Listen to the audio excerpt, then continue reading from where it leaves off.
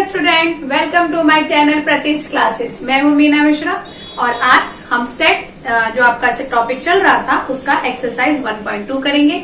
इससे पहले वाले वीडियो में हमने सेट्स का कुछ बेसिक देखा था कि सेट क्या होते हैं और एक्सरसाइज 1.1 के क्वेश्चंस किए थे। एक्सरसाइज 1.1 हमने पूरा कंप्लीट किया था। तो आज हम एक्सरसाइज 1.2 स्टार्ट करने वाले हैं, लेकिन उससे पहले जो कुछ आपको बातें जाननी चाहिए सेट्स के टाइप के बारे में, उसके बारे में हम लोग डिस्कस करेंगे। तो देखो यहाँ पे लिखा हुआ है, सबसे पहले है द एम्प्टी सेट। तो एम्प्टी सेट मतलब वो सेट जिसमें कोई भी एलिमेंट ना हो, उसको हम एम्प्टी सेट बोलेंगे। यहाँ लिखा भी है इसका definition, a set which does not contain any element. जैसे कि ये इस तरह से ये रोस्टर फॉर्म में लिखा हुआ है, D is the set of x where x square is equal to 4। मतलब क्या कि D एक ऐसे एलिमेंट्स का सेट है जिसमें कैसा कंडीशन होना चाहिए कि x square is equal to 4, यानी उस एलिमेंट को हम स्क्वायर करें तो 4 आना चाहिए, लेकिन x is odd, x odd number होना चाहिए। तो ये हमको पता है कि ऐसा कोई ऑड नंबर नहीं होता। ऑड नंबर क्या होते हैं? ऑड नंबर जो 2 से डिवाइड ना हो। तो ऐसा कोई ऑड नंबर नहीं है जिसका आप स्क्वायर करें तो आपको 4 मिल जाए, क्योंकि सिर्फ एक ही ऐसा नंबर है जिसको स्क्वायर करने से 4 मिलता है और वो नंबर है 2, और 2 इज अ इवन नंबर।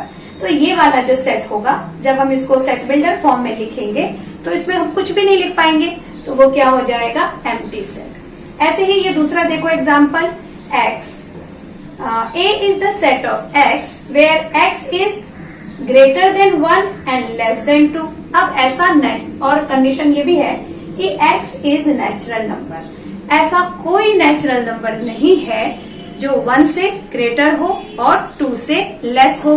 तो ये कंडीशन को सेटिस्फाई करता हुआ हम कोई भी सेट नहीं लिख सकते हैं। तो ये भी हमारा कौन सा सेट हो जाएगा? एम्प्टी सेट हो जाएगा। तो इस तरह के एग्जाम्पल, मतलब इस तरह का सेट जिसमें कुछ भी ना लिखा हो, उसको हम एम्प्टी सेट बोलेंगे। उसके बाद आगे आपका फाइनाइट एंड इन। अच्छा, इसको हम लिखेंगे कैसे? एम्प्टी सेट को आप इस तरह से लिख सकते हैं, ये हो गया एम्प्टी सेट, कोई एलिमेंट नहीं है। फिर है हमारा नेक्स्ट जो हमारा सेट है वो है फाइनाइट एंड इनफाइनाइट सेट। देखो फाइनाइट सेट, अगर आपके पास एम्प्टी सेट है तो एम्प्टी सेट को भी हम फाइनाइट सेट बोलेंगे, क्योंकि उसमें कुछ नंबर ही नहीं है। तो हम कैसे बोल सकते हैं कि ये फाइनाइट है कि इनफाइनाइट है? तो इसलिए empty set is a finite set. लेकिन उसके अलावा और कौन से सेट हम फाइनाइट सेट बोलेंगे? जिसमें डेफिनेट नंबर ऑफ एलिमेंट हो। डेफिनेशन देखो इसका, एम्प्टी सेट और sets with definite number of elements is called finite. और अगर ऐसा नहीं है, डेफिनेट नंबर ऑफ एलिमेंट उसमें नहीं है, तो उसको हम बोलेंगे इनफाइनाइट सेट। यहाँ पे कुछ एग्जाम्पल लिखे हुए हैं, जैसे कि देखो, A is the set of days of week. तो डेज ऑफ वीक तो डेफिनेट नंबर है, संडे मंडे आपको पता ही है, पूरा सैटरडे तक देयर आर 7 डेज, तो वो डेफिनेट है, वो 7 से 8 नहीं होने वाला है। तो वो किसका एग्जाम्पल हो गया? फाइनाइट सेट का। उसके बाद मैंने बी यहाँ पे एम्प्टी रखा है, तो ये भी कौन सा सेट हो गया? Finite set. ये एम्प्टी सेट है, लेकिन अगर आपको फाइनाइट और इनफाइनाइट में लिखने के लिए आए तो आप एम्प्टी सेट को भी फाइनाइट सेट लिखेंगे। उसके बाद इनफाइनाइट सेट का एग्जाम्पल देखो, सेट ऑफ नेचुरल नंबर। अब नेचुरल नंबर हो गया, होल नंबर हो गया, इंटीजर, रैशनल नंबर, कोई भी नंबर आप ले लो, उसका अगर हमें लिमिट नहीं दिया है तो हम उसको फाइनाइट नहीं बोल सकते, क्योंकि लास्ट नंबर तो हम लिख ही नहीं सकते। अब देखो ये नेचुरल नंबर का जो सेट बना है, तो 1 2 3 जितना आप मर्जी है उतना लिख देंगे, लेकिन आप लास्ट नंबर नहीं लिख पाएंगे। तो ये कौन सा सेट हो गया? इनफाइनाइट। अच्छा, एक बात और कि इनफाइनाइट सेट जब हम लिखते हैं तो हमें एक पैटर्न लिखने के बाद, पैटर्न क्यों लिखना जरूरी है? क्योंकि आपको मतलब पता होना चाहिए ना कि किस चीज का सेट हम बना रहे हैं। ये हमने पैटर्न लिखा 1 2 3 और उसके बाद हम आगे कंटिन्यू नहीं कर रहे हैं, तो आपको इस तरह से 3 डॉट बनाना है, ठीक है? तो ये हो गया इनफाइनाइट सेट। फिर नेक्स्ट है इक्वल सेट। इक्वल सेट में क्या होगा? 2 सेट जिसमें एग्जैक्ट नंबर ऑफ एलिमेंट हो, एग्जैक्ट सेम एलिमेंट हो, मतलब sets have exactly the same element. अब देखो यहाँ मैंने एग्जांपल लिखा हुआ है, एक ऐसा सेट है उसमें एलिमेंट है 1 2 3 और बी जो सेट है उसमें भी एलिमेंट है 3, 2, 1। इनका प्लेस अलग अलग है लेकिन एलिमेंट दोनों में एक जैसे हैं, तो इसलिए हम इसको क्या बोलेंगे, ए इज इक्वल टू बी। ये दोनों कौन से सेट है, इक्वल सेट। तो ये सब कुछ तो आपको अच्छे से समझ में आ ही गया है। अब हम इसके बेस पे जो हमारा एक्सरसाइज है 1.2 वो स्टार्ट कर रहे हैं।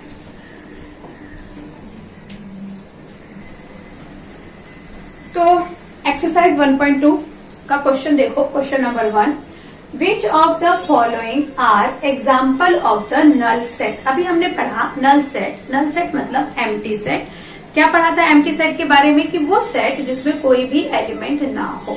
तो देखते हैं कि ये जो हमारे क्वेश्चंस हैं उसमें से कौन सा ऐसा सेट है जिसमें एक भी एलिमेंट लिखना पॉसिबल नहीं है। तो पहला क्वेश्चन देखो, set of odd natural number divisible by 2। ऐसे नंबर का आपको सेट बनाना है जो क्या होना चाहिए, ऑड नंबर होना चाहिए। देखो यहाँ पे लिखा है ऑड नंबर, उसके बाद वो नेचुरल नंबर भी होना चाहिए, ओके। और तीसरी कंडीशन क्या है, it should be divisible by 2, 2 से डिविजिबल होना चाहिए।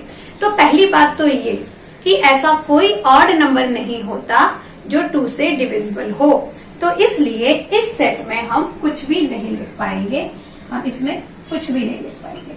तो ये कौन सा सेट हो गया, which of the null set, it is a null set, okay. अभी सेकंड देखो, set of even prime number. Even prime, अच्छा प्राइम नंबर क्या होता है, प्राइम नंबर मतलब वो नंबर जिसमें केवल 2 फैक्टर हो, एक तो 1 और एक वो नंबर खुद, यानी a number which has only 2 factor 1 और the number itself is called prime number. की डेफिनेशन आपने बहुत अच्छे से रटा हुआ है। तो इसमें देखो ऐसा नंबर जो इवन भी होना चाहिए और प्राइम भी नंबर होना चाहिए, तो वो नंबर कितना है, वो सिर्फ एक ही नंबर है और वो है 2। यहाँ पे सेट का नाम मैं कुछ भी लिख दूंगी। तो ये नल सेट नहीं है क्योंकि यहाँ पे एक एलिमेंट हमको मिल गया है, तो हम क्या लिखेंगे, it is not null set. अब ये आंसर हम लिखते जा रहे हैं। उसके बाद देखो तीसरा, x such that x is natural number, और नेक्स्ट कंडीशन क्या है, x is greater than 5 and x is less then 5 and x is greater than 7। तो इसमें तो हम लिख सकते हैं, हम क्या लिख सकते हैं, इसका एलिमेंट x क्या होना चाहिए, ग्रेटर देन 5 होना चाहिए, x इज लेस देन 5 होना चाहिए और ग्रेटर देन 7।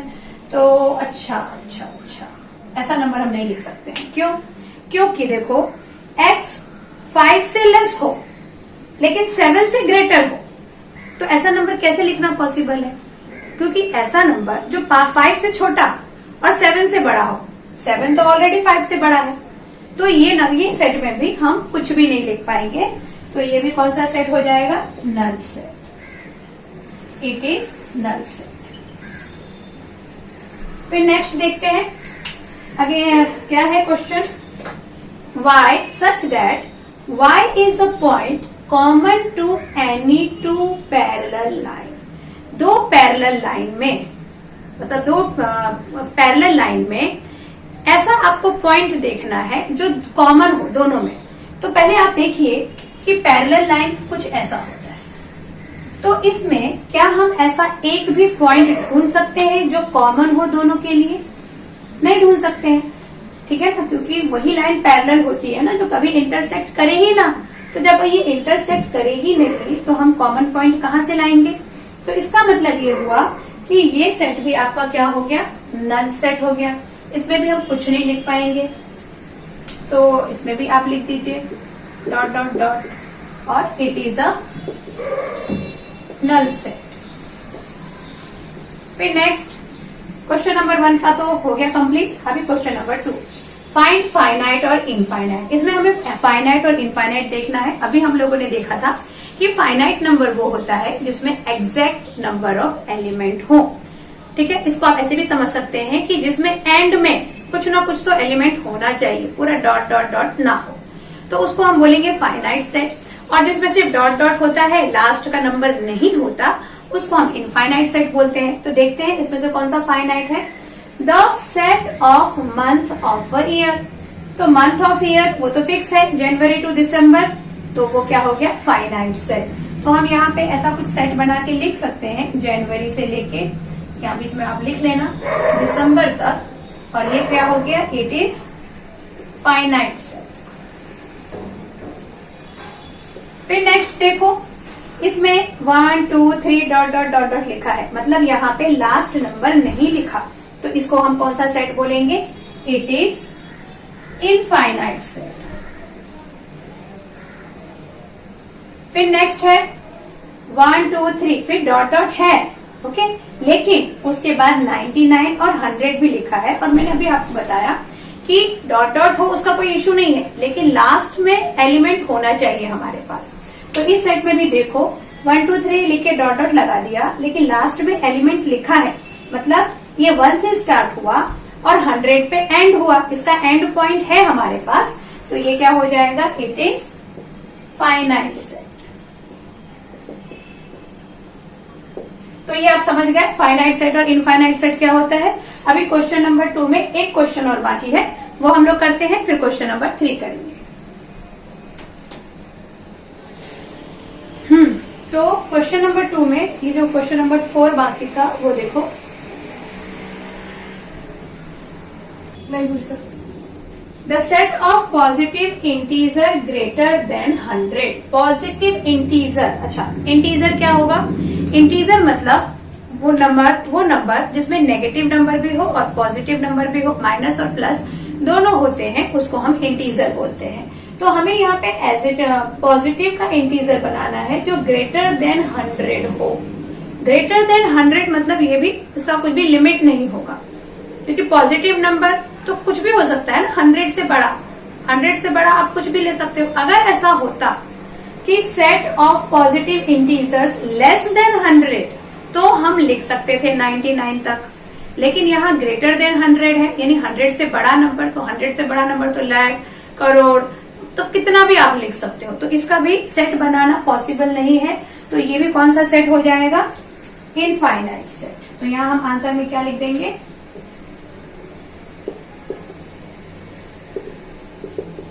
इनफाइनाइट सेट, क्योंकि इसमें कैसा बनने वाला है, देखो सेट कुछ ऐसा बनेगा, ये 100 से बड़ा यानी 101, 102, और इसी तरह से आप लिखते जाओ, जितना मर्जी आए उतना लिख सकते हैं, तो उसका कुछ भी एंड नहीं होगा।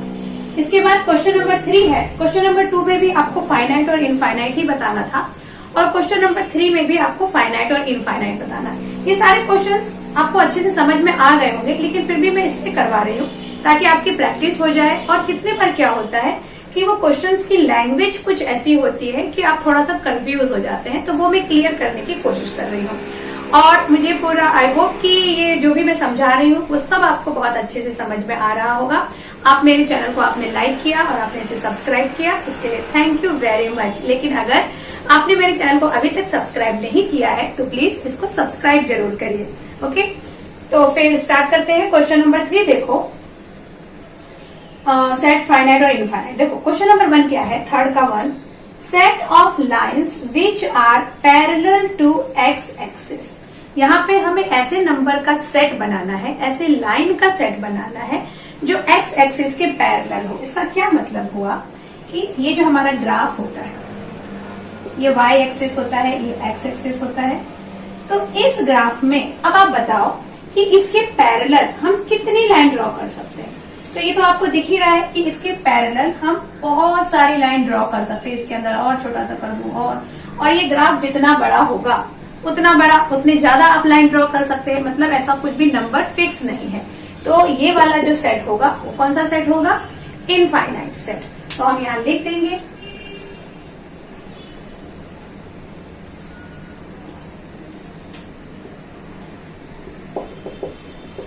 It is infinite. और इनफाइनाइट सेट क्यों होगा आप समझ गए ना, क्योंकि एक्स एक्सिस के पैरेलल हम बहुत सारी लाइन ड्रॉ कर सकते हैं। अच्छा, नेक्स्ट क्वेश्चन देखते हैं। The set of letters in the English alphabet, ये तो हमको पता ही है कि 26 होता है, तो ये कौन सा सेट हो जाएगा, फाइनाइट सेट। तो यहाँ आप इजिली लिख सकते हैं, पहले तो ए बी सी ऐसा लिख दो, फिर डॉट बना दो और लास्ट में लिख दो जेड। तो ये कौन सा सेट हो गया, इट इज फाइनाइट सेट। फिर नेक्स्ट है the set of numbers which are multiple of 5। अब मल्टीपल ऑफ 5 मतलब जो 5 को मल्टीप्लाई करते जाइए आप किसी भी नंबर में और मल्टीपल ऑफ 5 आता जाएगा। जैसे 21 multiply by 5, 43 multiply by 5, 98 multiply by 5, जो भी नंबर आपको लेना है उसको आप 5 से मल्टीप्लाई कर देंगे तो वो हो जाएगा मल्टीपल ऑफ 5। तो क्या हम ऐसा कोई लास्ट नंबर बोल सकते हैं कि बस ये ही मल्टी, इसके बाद हम और कोई नंबर नहीं होगा जिसको हम 5 से मल्टीप्लाई ना कर पाए? ऐसा तो कोई एंड नंबर है ही नहीं, क्योंकि आप किसी भी नंबर को 5 से मल्टीप्लाई कर सकते हो और वो मल्टीपल ऑफ 5 बन जाएगा। तो यहाँ पर set of number which are multiple of 5, ये जो क्या होगा, ये होगा इनफाइनाइट, क्योंकि इसमें हम किस टाइप का सेट बनाने वाले हैं, इसमें कुछ इस टाइप का बनेगा 5, 10, 15, 20 और इसका कोई एंड नंबर नहीं है। क्यों नहीं है एंड नंबर? अभी आपने देखा कि आप किसी भी, जैसे यहाँ देखो 5 को 1 से मल्टीप्लाई किया तो 5 आ गया, 2 से किया तो 10 आ गया, 3 से किया तो 15, then multiply by 4 we got 20। ऐसे ही 5 से करें, 6 से करें, 999 से करें, 1000 से करें, जिससे मर्जी आए, लेकिन हम कोई ऐसा एंड नंबर नहीं ढूंढ पाएंगे कि उसके बाद कोई नंबर है ही नहीं जिससे 5 को मल्टीप्लाई करें। तो इसलिए क्या हो जाएगा, ये हो जाएगा infinite set, it is infinite. Then next देखो, the set of animals living on the earth. Earth पे ये आपको भी पता है कि बहुत सारे एनिमल है, लेकिन अगर कोई बंदा उसको काउंट करने निकल ही जाए तो ये पॉसिबल है कि हम उसको काउंट कर लें। ऐसा नहीं हो सकता कि उसको आप काउंट ही नहीं कर सकते हैं। तो इसके लिए ये भी क्या हो जाएगा, ये होगा फाइनाइट सेट। हम इसका सेट अभी तो नहीं लिख पाएंगे, लेकिन ये फाइनाइट सेट की कैटेगरी में आएगा। फिर उसके बाद देखो नेक्स्ट क्वेश्चन क्या है आपका, the set of circle passing through the origin.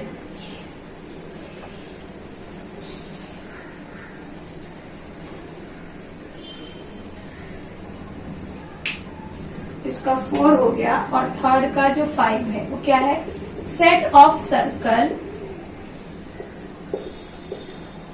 Passing through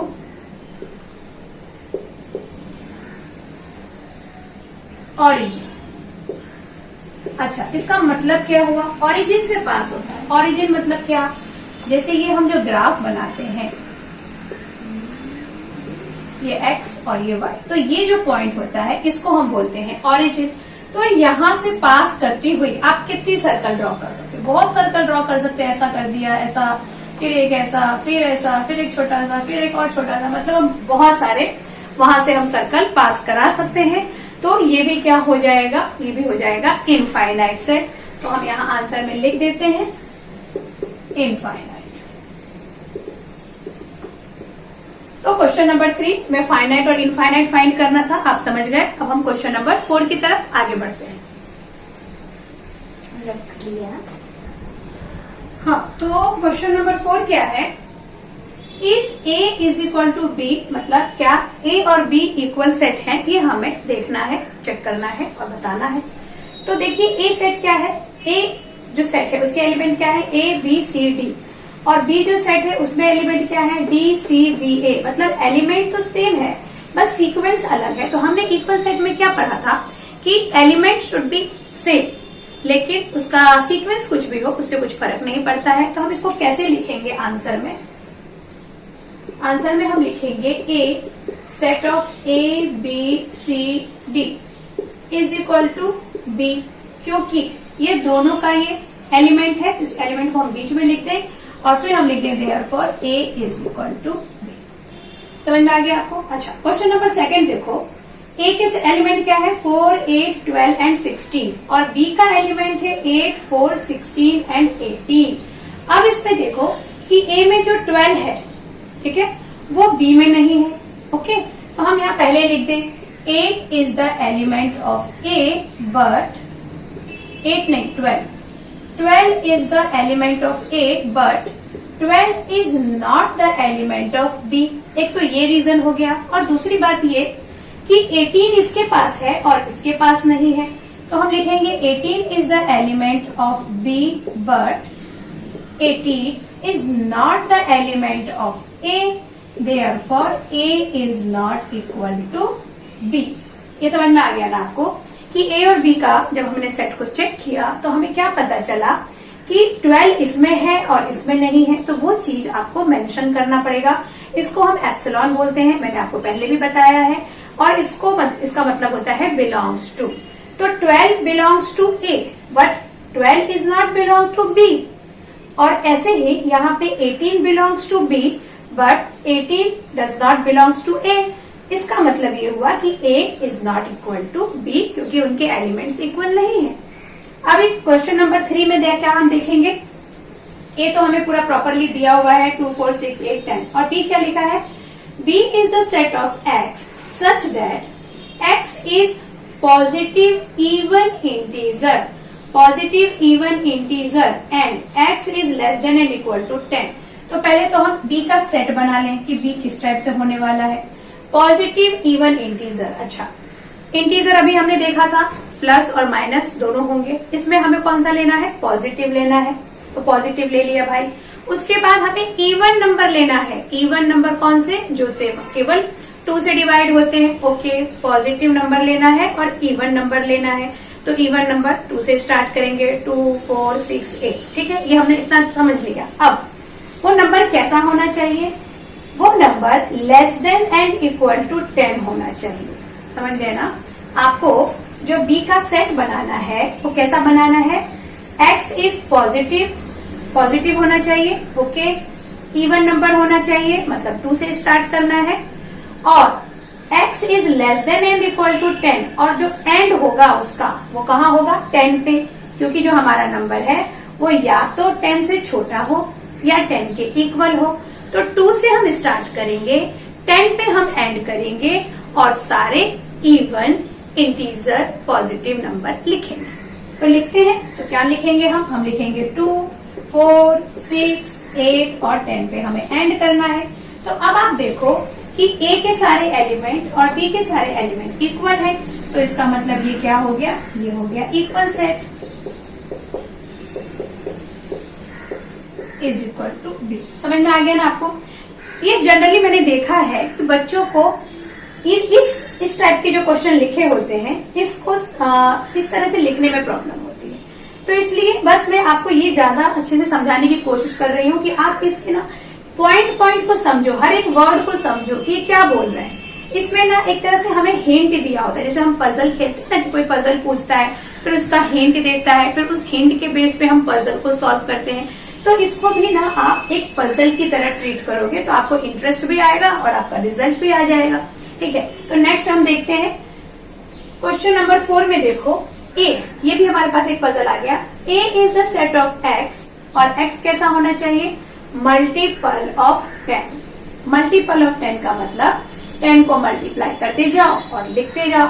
तो ए में क्या आ जाएंगे नंबर, ए में आ जाएगा 10 20 30 40 ऐसा, और इसका कोई भी एंड नहीं होगा, ये इनफाइनाइट सेट होगा, क्योंकि हम ऐसा बहुत सारे नंबर हैं जिसको आप 10 से मल्टीप्लाई कर सकते हैं और मल्टीपल ऑफ 10 आ सकता है। और बी का जो सेट है, बी में है 10 15 20 25 और 30। मतलब इसको देख के हमें ये लग रहा है कि ये क्या है, इसमें 10 के बाद 15 आ गया, 25 आ गया, मतलब 15 ए का एलिमेंट नहीं है, 25 ए का एलिमेंट नहीं है। ऐसे ही और नंबर आएंगे, जैसे 35 आएगा, 45 आएगा, वो इस ए का एलिमेंट नहीं होगा। तो फिलहाल तो हम इतना लिख देते हैं, 15 is the element of B but 15 is not element of A. Similarly, 25 is element of B, but 25 is not element of A. Therefore, A is not equal to B. तो ये आपको क्वेश्चन अच्छे से समझ में आ गया होगा। क्वेश्चन नंबर 4 तक हमने कर लिया है, और इसी के बेस पे आपका क्वेश्चन नंबर 5 और क्वेश्चन नंबर 6 भी है। क्वेश्चन नंबर 5 में भी यही आपको बताना है कि क्या ये जो सेट्स हैं वो इक्वल हैं कि नहीं, और क्वेश्चन नंबर 6 में भी कुछ ऐसा ही ऑब्जेक्टिव टाइप का है। तो वो सब क्वेश्चन तो आप कर ही लेंगे, और अगर फिर भी आपको डाउट आता है तो आप मुझे कमेंट सेक्शन में जरूर लिखिए, फिर मैं आपको वहीं पे सॉल्व करके बता दूंगी। ओके देन, इस लेक्चर में बस इतना ही। मिलते हैं अगले लेक्चर पे, और उसमें हम करेंगे एक्सरसाइज 1.3 के क्वेश्चंस। देन सब्सक्राइब करना मत भूलिए चैनल को। Bye, thanks for watching.